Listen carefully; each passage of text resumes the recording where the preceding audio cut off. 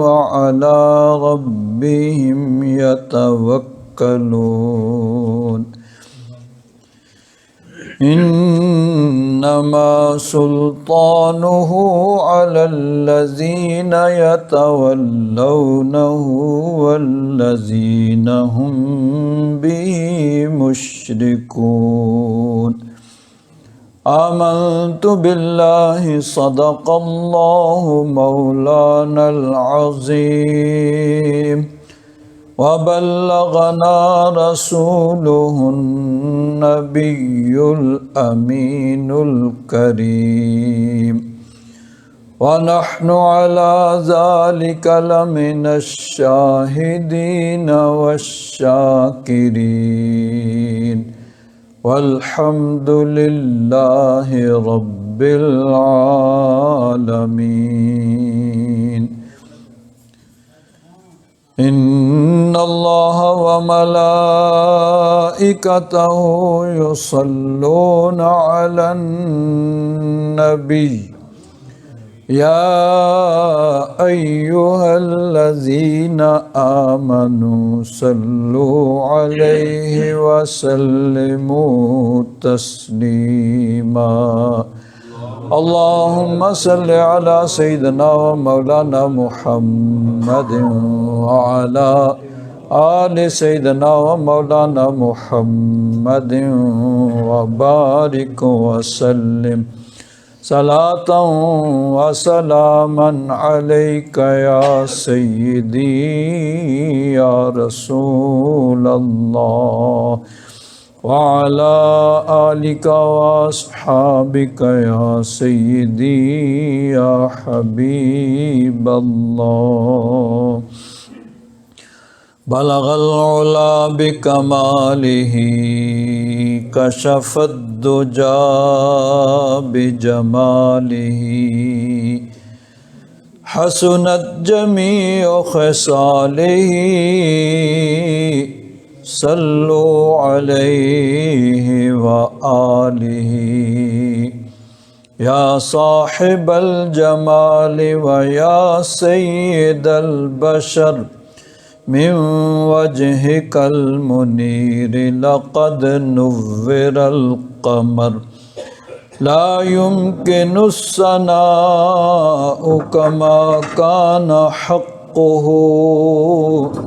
بعد الخدا بزرگ توئی قصہ مختصر۔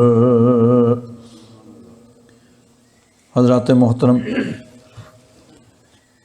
تفسیر نور الحمین کے حوالے سے سورہ فاتحہ شریف کی تفسیر کا موضوع جو مسلسل چل رہا ہے، گزشتہ جمعوں میں سورہ فاتحہ سے متعلقہ کچھ چیزیں اور اس ضمن میں نماز کے اندر جو ائمہ مجتہدین کے درمیان کچھ فروعی مسائل کے اندر اختلاف پایا جاتا ہے، اس پہ گفتگو ہوئی۔ گزشتہ 2 جمعوں میں نے آپ حضرات کے سامنے فاتحہ خلف الامام یعنی امام کے پیچھے فاتحہ شریف پڑھنے کا جو مضمون ہے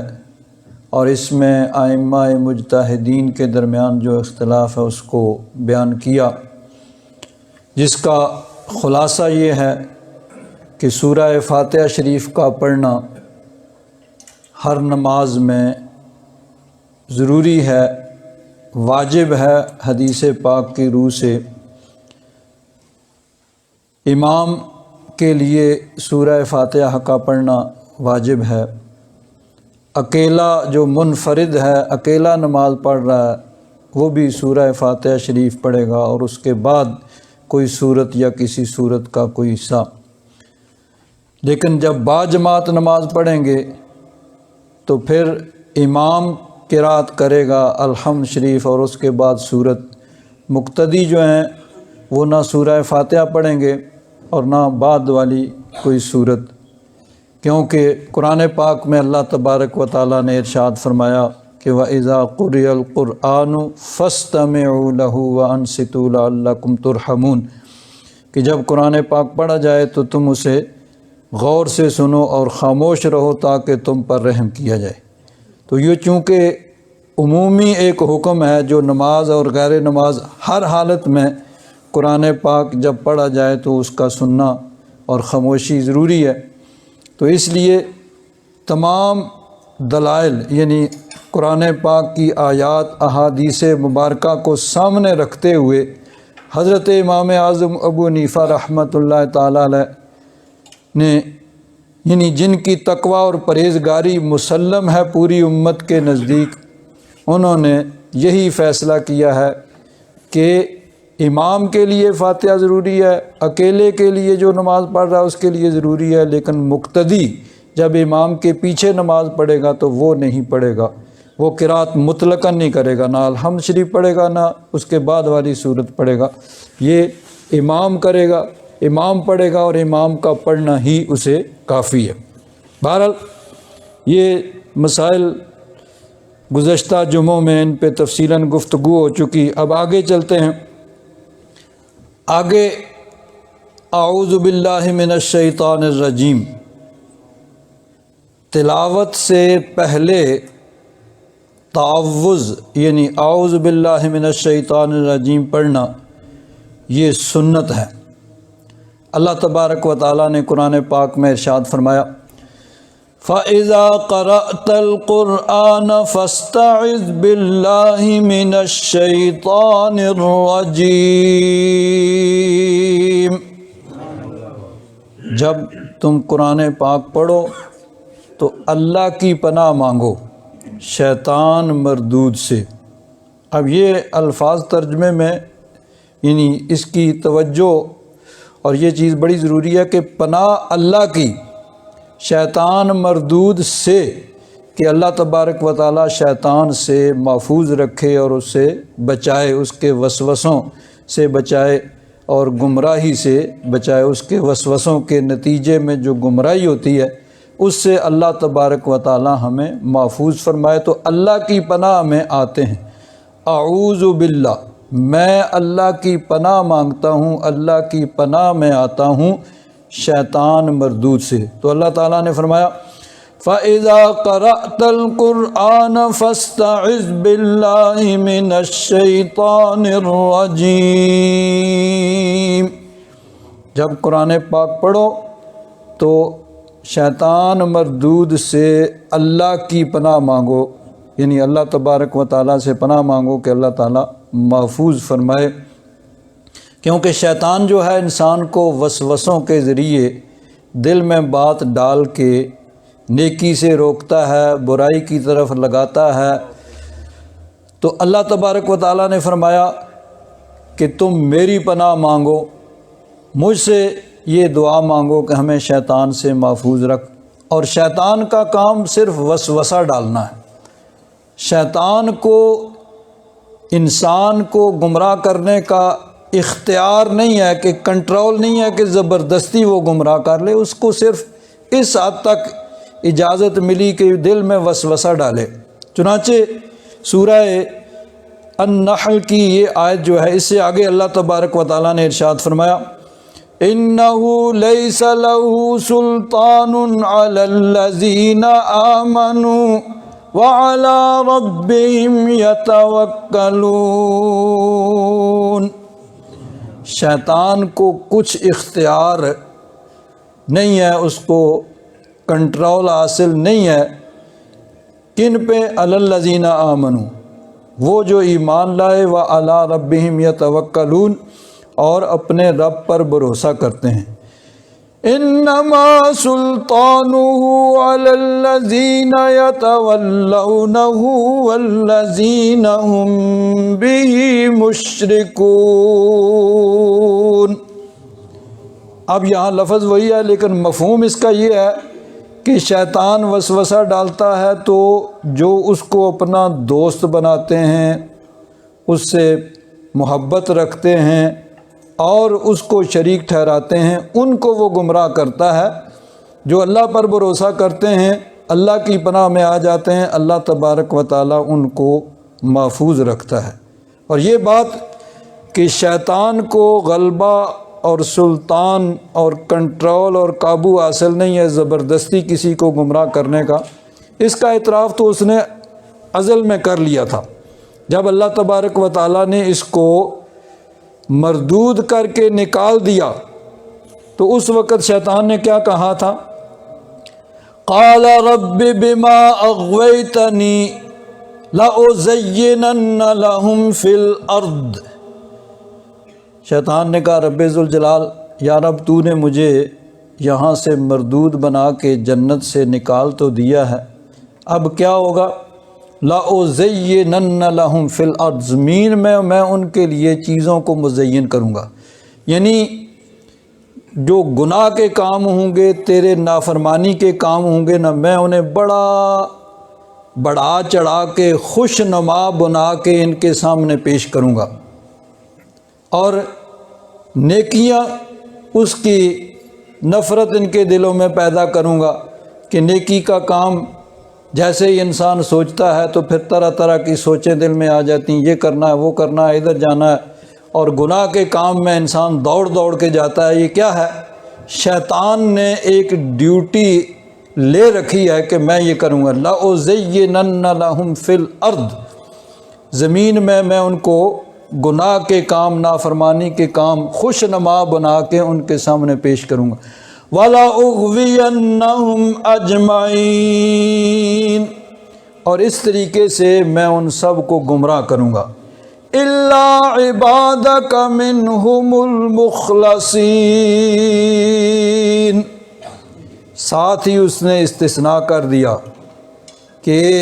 جو تیرے بندے ہوں گے نا، مخلص بندے، وہ ایکسیپشنل کیس ہوگا، ان پر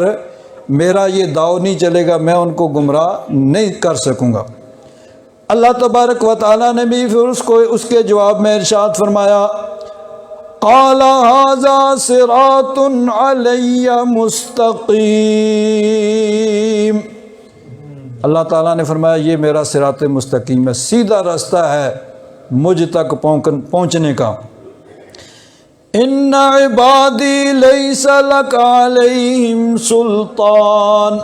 الا من اتبعک من الغاوین، میرے جو بندے ہوں گے نا، عبادی، میرے بندے، ان پر تو تیرا کوئی غلبہ نہیں ہوگا، کوئی اختیار اور کنٹرول نہیں ہوگا۔ ہاں، جو تیرے پیچھے چلیں گے گمراہ لوگ ہوں گے، ان کو تو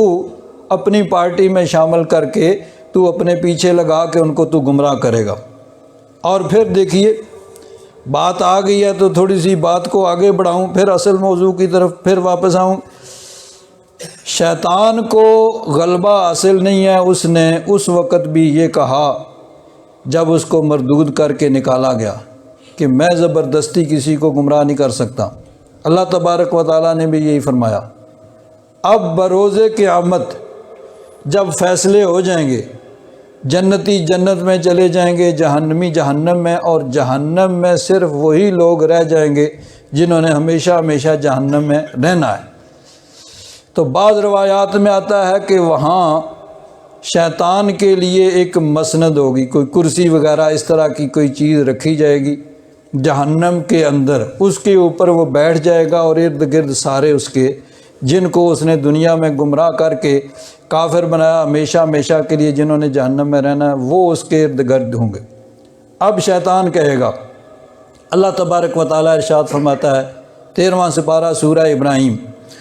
وقال الشیطان، اس وقت شیطان کہے گا، لما قضی الامر، جب سارے فیصلے ہو چکے ہوں گے، وقال الشیطان لما قضی الامر ان اللہ وعدکم وعد الحق، کہے گا اللہ تبارک و تعالیٰ نے تم سے ایک وعدہ کیا تھا، سچا وعدہ۔ وہ کیا تھا؟ کہ دنیا میں میری اطاعت اور فرما برداری کرنا، جو کچھ میں نے کہا اس کے مطابق چلنا، یعنی میرے رسولوں کو ماننا ہے، قیامت کو ماننا ہے، اچھے کام کرنا ہے، برے کام کرنے ہیں، قیامت پر ایمان رکھنا ہے، تقدیر پر ایمان رکھنا ہے۔ اللہ تعالیٰ نے ایک وعدہ کیا تھا کہ اگر میری اطاعت اور فرما برداری کرو گے، میرے حکم کے مطابق چلو گے، تو میں تمہیں جنت دوں گا۔ اس عارضی دنیا کے بدلے میں ابدی ہمیشہ رہنے والی جنت، اور اگر نافرمانی کی تو پھر جہنم بھی میں نے تیار کی ہے۔ تو شیطان کہے گا اللہ تعالیٰ نے تم سے وعدہ کیا تھا، سچا وعدہ کیا تھا، وَوَعَدتُّكُمْ فَأَخْلَفْتُكُمْ، میں نے تم سے جھوٹا وعدہ کیا تھا کہ دنیا کو تمہارے سامنے خوشنما بنا کے، تم کہتے کہ آخرت کس نے دیکھی ہے، جنت کس نے دیکھی ہے، یہ دنیا میں موج میلہ کر لو، یہ جو سامنے مل رہا ہے اس کو چھوڑ کے تم یعنی ادھار، نقد کو چھوڑ کے ادھار کی طرف جاتے ہو۔ یعنی اس طرح بہت سے طریقے ہوتے ہیں نا انسان کو گمراہ کرنے کے، شیطان کے۔ تو اس وقت وہ اعتراف کرے گا کہ اللہ نے سچا وعدہ کیا تھا، تو میں نے وعدہ کیا تھا لیکن میرا وعدہ تھا جھوٹا۔ وَمَا كَانَ لِيَ عَلَيْكُم مِّن سُلْطَانٍ، اس وقت بھی شیطان کہے گا میرا تم پر کوئی اختیار اور قابو اور کنٹرول نہیں تھا کہ میں تمہیں زبردستی گمراہ کرتا، إِلَّا أَن دَعَوْتُكُمْ فَاسْتَجَبْتُمْ لِي، ہاں میں نے تمہیں بلایا، میرا تو اتنا ہی اختیار مجھے ملا تھا کہ میں وسوسہ ڈالوں،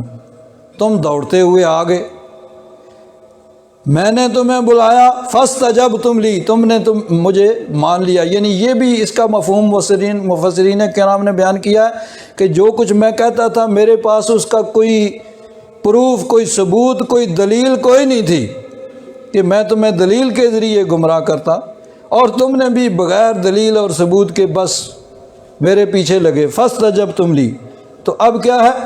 فَلَا تَلُومُونِي وَلُومُوا أَنفُسَكُمْ،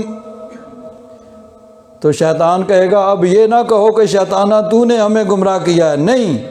لُومُوا أَنفُسَكُمْ کہے گا اپنے آپ کو تم ملامت کرو کہ تم خود ہی جو ہے وہ گمراہ ہوئے۔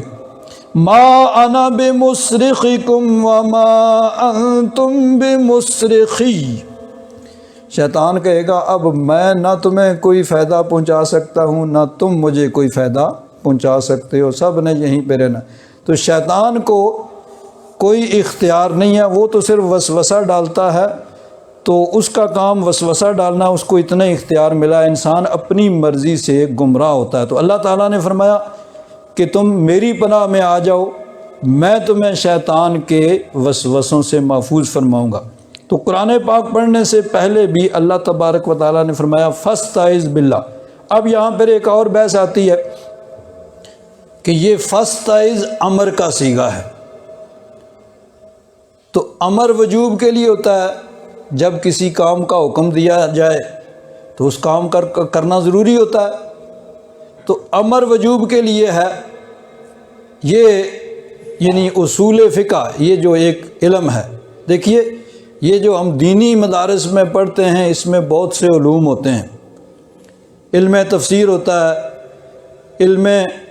اصول تفسیر ہوتا ہے، علم حدیث ہوتا ہے،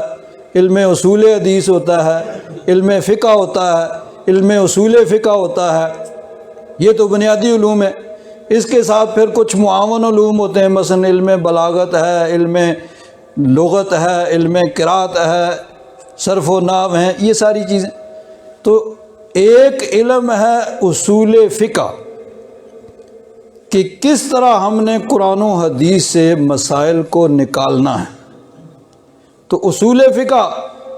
کا یہ مسلمہ اصول ہے کہ الامر للوجوب، امر وجوب کے لیے ہے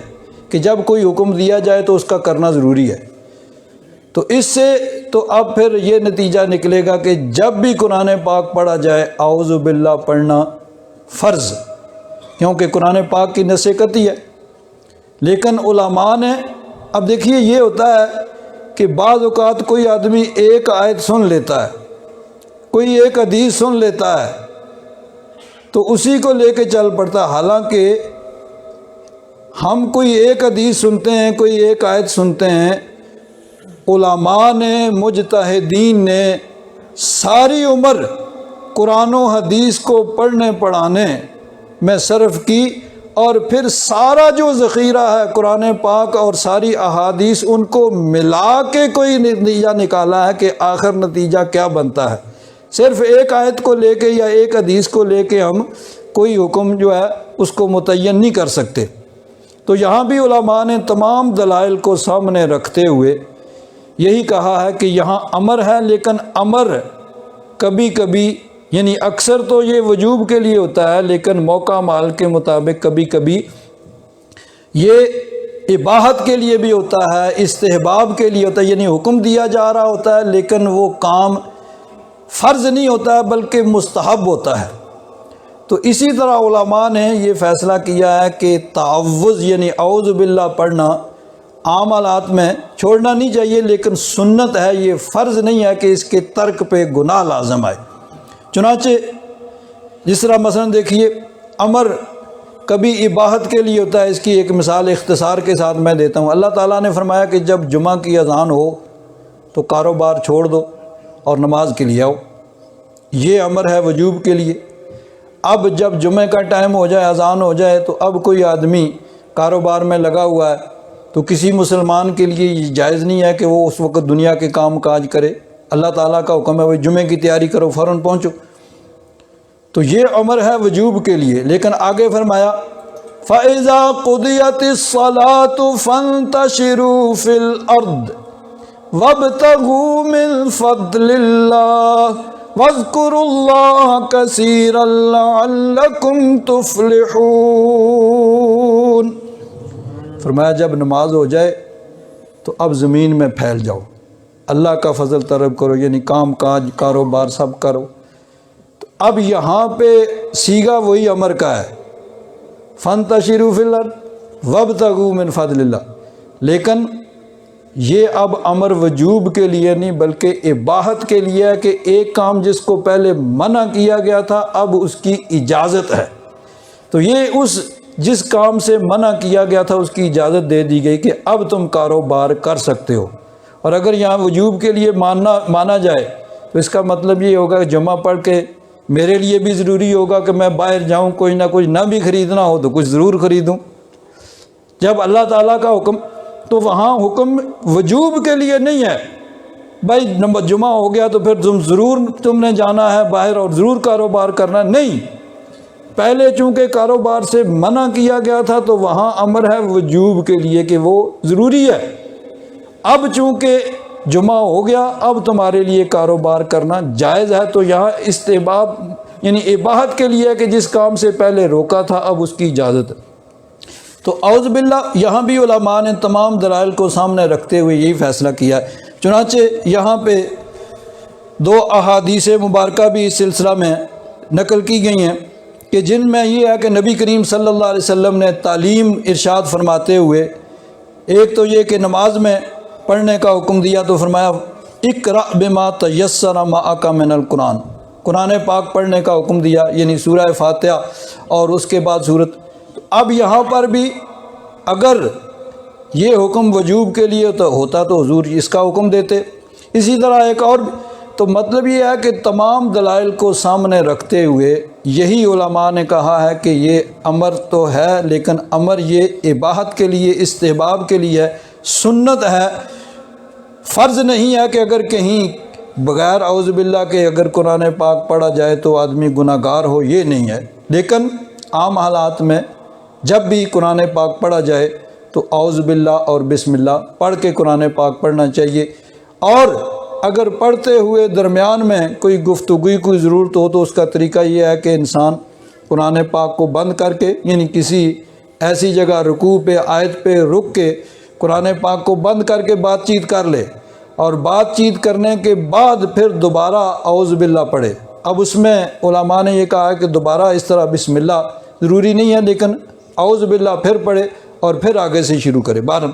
حضرت امام جعفر صادق رضی اللہ تعالیٰ عنہ جو ائمہ اہل بیت میں سے ہیں اور حضرت امام محمد باقر کے بیٹے ہیں، جو بیٹے ہیں حضرت امام زین العابدین کے، یعنی امام زین العابدین کے پوتے حضرت امام جعفر صادق نے بڑی پیاری بات کی ہے۔ وہ فرماتے ہیں اور اس کو نقل کیا امام رازی رحمۃ اللہ تعالیٰ علیہ نے تفسیر کبیر کے اندر، فرماتے ہیں کہ حضرت امام جعفر صادق نے ارشاد فرمایا ان العبد قد ينجس لسانه بالكذب والغیبت والنمیمہ انسان اپنی زبان سے بہت سے کلمات وہ ادا کرتا ہے جو ممنوع ہیں،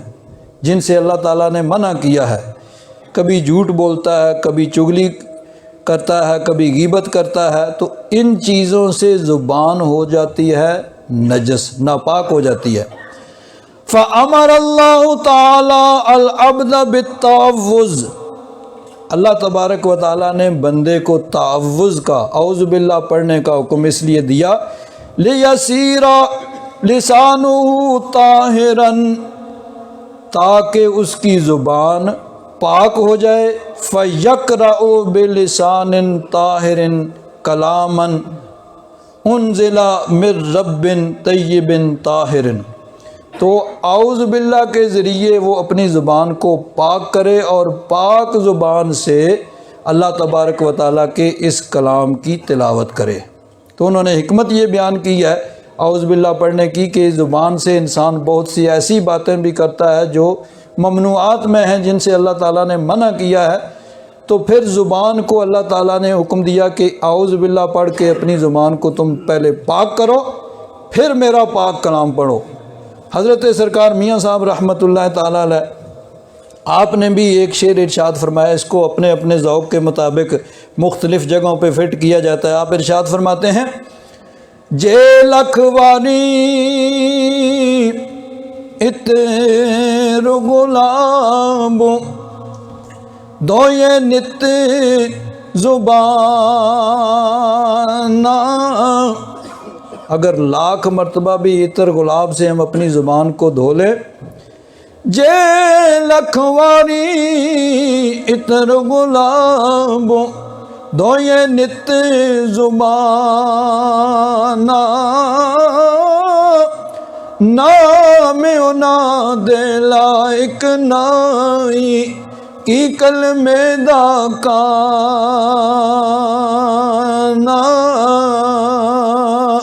ہم گناہ گار بندے ہیں، ہماری زبان سے 100 طرح کے اس طرح کے کلمات ادا ہوتے ہیں کہ اگر 100 مرتبہ بھی عطر گلاب سے، لاکھ مرتبہ عطر گلاب سے اپنی زبان کو دھو لیں